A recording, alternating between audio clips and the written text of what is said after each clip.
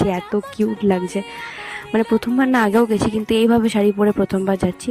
তারপরে এখানে মেলা বসেছিল, তো সেখানেই আমরা একটু ঘুরলাম, আর আরু আর অমৃত নাগরদোল্লাটাই দেখছিল। এই হচ্ছে মৃত্যুসঙ্গের প্যান্ডেল। তারপরে ওখানে গিয়ে ঠাকুরটা দেখলাম, কোনো রকমে দেখতে পেয়েছি কারণ কি প্রচণ্ড ভিড় ছিল। তারপরে আমরা একটু ছবি টবি তুলে নিয়েছিলাম, আর তারপরে চলে গেলাম রেল কলোনি। রেল কলোনি যাওয়ার পথে একটা ঠাকুর দেখতে পেলাম। তারপরে রেল গেট পার হওয়ার পর একটা ঠাকুর ছিল, সেটা আমি আর শুভই গেছিলাম দেখতে, ভিডিও করতে। আর এদিকে অঙ্কনাদির সাথে দেখা হয়ে গেছিলো, তার সাথেও কথা বলে নিলাম।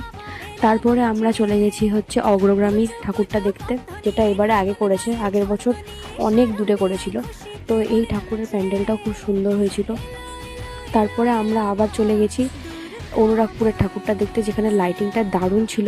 আর ওখানে গিয়ে ঠাকুর দেখতে গিয়ে একটা বৌদির সাথে, তারপরে আমার দিদির পুরনো বান্ধবীর সাথে দেখা হয়ে গেছিলো। তো আজকের মতো ভিডিওটা এটুকুই, দেখা হবে নেক্সট ব্লগে, বাই।